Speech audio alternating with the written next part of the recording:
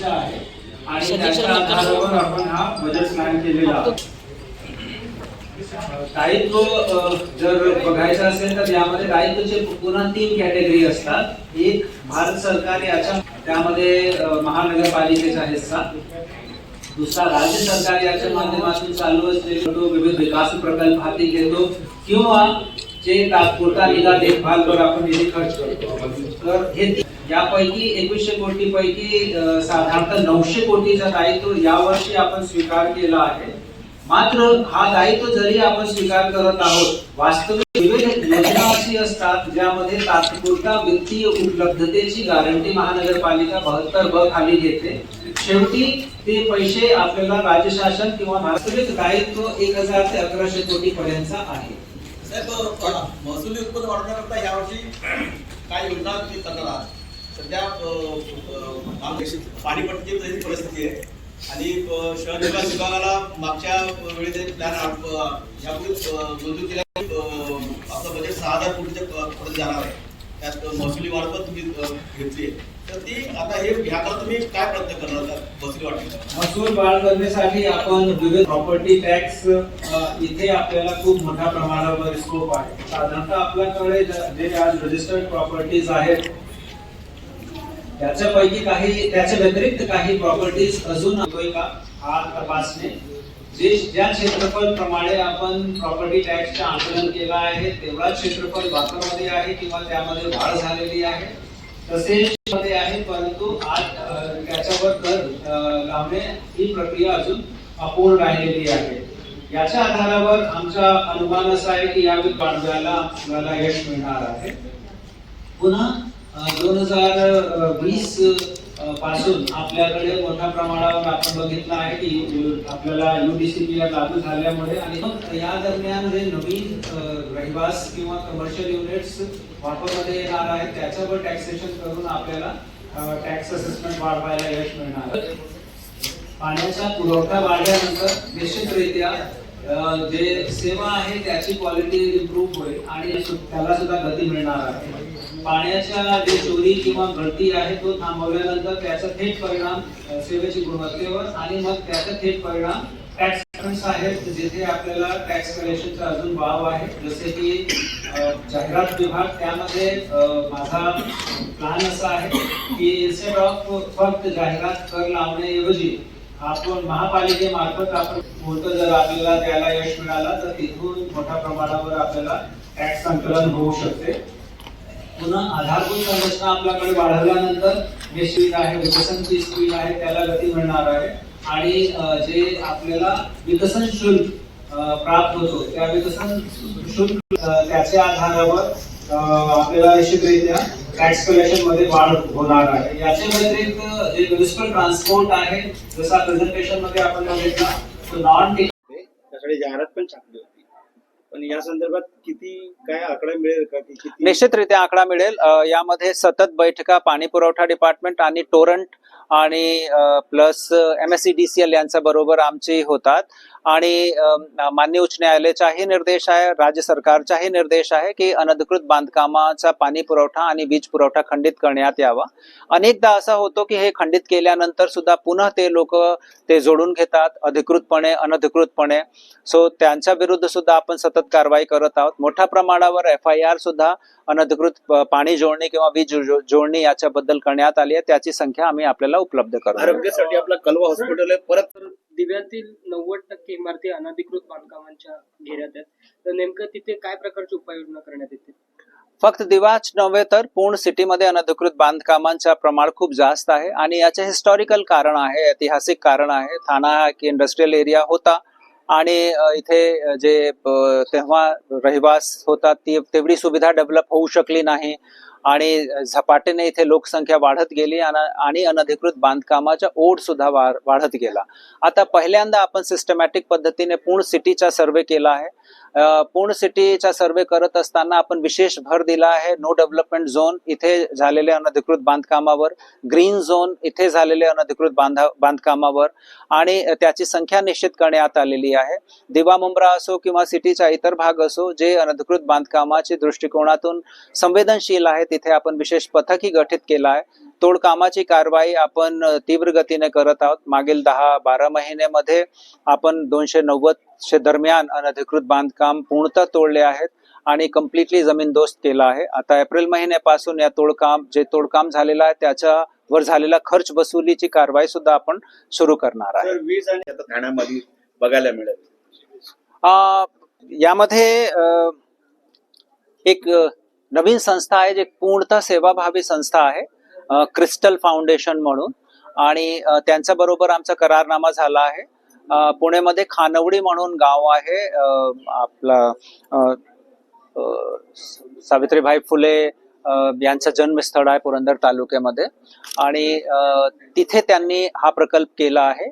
त्याच्या व्यतिरिक्त बँगलोर आणि रायपूर इथे सुद्धा त्यांचा प्रकल्प आहे. त्या संस्थेबरोबर आमचा करारनामा झाला आहे आणि आपल्याकडची एक शाळेला जे नवीन वास्तू तयार झाली आहे त्याला तिथे CBSE शाळा सुरू करण्याचा आमचा मानस आहे. त्याला सभागृहाने सुद्धा भरभरून प्रतिसाद दिला आहे.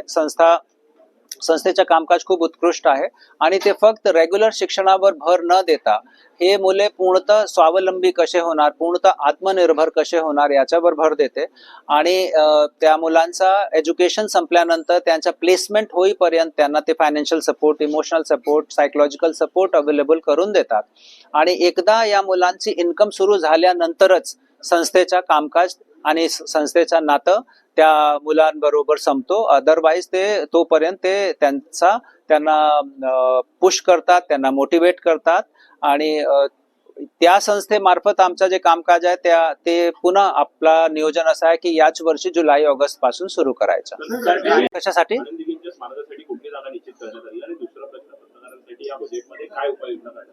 पत्रकारांसाठी बजेटमध्ये जे उपाययोजना आहे आपल्याला ऑलरेडी कल्पना आहेतच. पत्रकार सुद्धा आमचे नागरिक आहेत, जे सर्व नागरिकांसाठी जे उपाययोजना आहे ते पत्रकारांसाठी आहे. मग तो शिक्षणची फॅसिलिटी असो, आरोग्याची फॅसिलिटी असो, वाहतूकची फॅसिलिटी असो.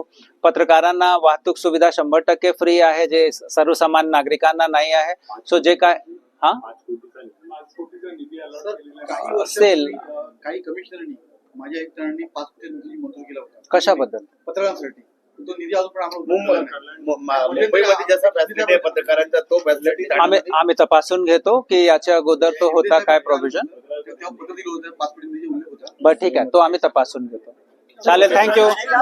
एक मोठा बदल करण्यात आलेला आहे. काही अत्याधुनिक हॉटेल असतील किंवा पार्किंग व्यवस्था देखील त्याच्यामध्ये काय नेमकं करण्यात आलेलं त्याच्यामध्ये? ठाणे स्टेडियम अर्थात दादोजी कोंडदेव स्टेडियम, इथे आपल्याला कल्पना आहे की हा स्टेडियम आधुनिक आणि खूप अद्ययावत दर्जाचा आपण तयार केला आहे आणि तिथे अनेक IPL टीम्स त्यांच्या बरोबर आपला करारनामा आहे, ते तिथे प्रॅक्टिस सुद्धा करतात.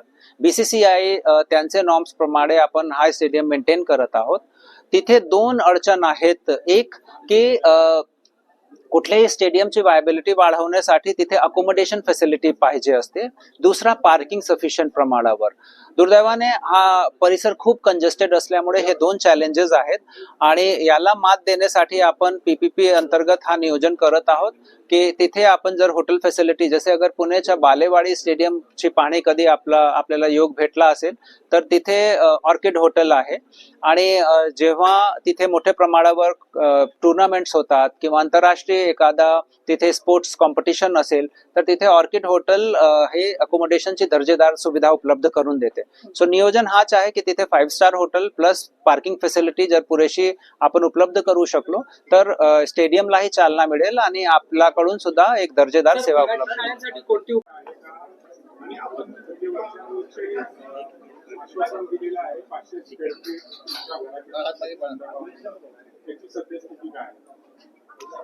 या वर्षीचा बजेट जे माननीय महासभेला सादर झालेला आहे, अजून त्याला मान्यता माननीय महासभेची मिळालेली नाही आहे. शेवटचा अधिकार माननीय महासभेचा आहे. माझ्याकडून जे प्रस्ताव किंवा अर्थसंकल्प सादर झाला तो 6,221 कोटी रुपयाचा आहे आणि यामध्ये घट वाढ माननीय महासभा करेल. 25 तारखेला त्याच्याबद्दल डिटेल चर्चा होणार आहे. तूर्त या बजेटमध्ये कुठल्याही प्रकारची दरवाढ आम्ही सुचवला नाही आहे आणि कुठलाही नवीन टॅक्सेशन ही नाही सुचवला आहे.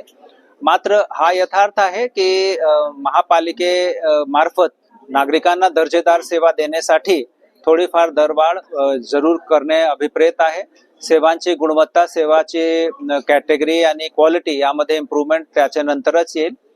या बजेटमध्ये महानगरपालिकेमार्फत जे आपले कमकुवत घटक आहेत त्यांच्यावर फोकस करण्यात आलेला आहे. महिला, दिव्यांगजन, बाल कल्याण याच्यावर फोकस आहे. पर्यावरण पूरक गतिविधियांवर फोकस आहे. याच्या व्यतिरिक्त आधारभूत संरचना ज्यामध्ये पुन्हा पाणी पुरवठा, सुरळीत पद्धतीने पाणी पुरवठा, वाहतूक कोंडी सोडवणे, आपले सिटीमध्ये जे पर्यायी रस्ते आहेत त्यांचा विकास करणे, त्याच्या व्यतिरिक्त आरोग्य आणि शिक्षण याच्या दर्जामध्ये सुधार करणे, quality education facility, quality health facility ही अवेलेबल करून देणे याच्यावर आपण भर दिलेला आहे. बरेचसे नाविन्यपूर्ण यामध्ये उपक्रम प्रत्येक डिपार्टमेंट मार्फत यावर्षी सुचविण्यात आलेले आहेत.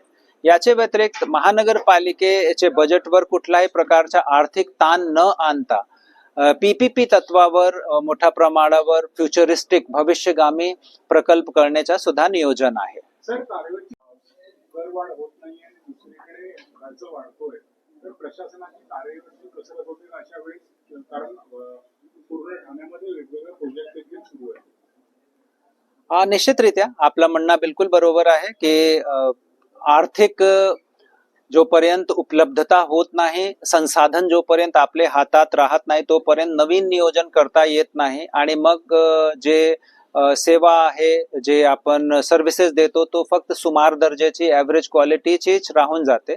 तर तारेवरची कसरत निश्चित आहे, परंतु त्याच्या बरोबरच आपल्याला हा सुद्धा पाहायला पाहिजे की जरी इथे करवाढ होत नाही तरी माननीय उपमुख्यमंत्री महोदय त्यांच्या माध्यमातून आपल्याला भरीव मदत राज्य शासनाकडून प्राप्त होते आणि जे लोड महापालिकेवर येणे अभिप्रेत होता त्यापैकी मेजॉरिटी लोड जे इन्फ्रास्ट्रक्चर क्रिएशनचा आहे, मग तो रस्ते असतील किंवा उद्यानच्या नूतनीकरण, शाळांच्या नूतनीकरण, आरोग्य फॅसिलिटी वाढवणे, या सगळी गोष्टीसाठी जे लागणारी निधी होती, जे कर स्वरूपात प्राप्त करणे अभिप्रेत होती, ते माननीय DCM साहेबांमार्फत शासनाकडून उपलब्ध झाल्यामुळे महापालिके समोर जे तारेवरची कसरत होती ती थोडीशी सौम्य झालेली आहे, थोडी करण्यासारखी झालेली आहे.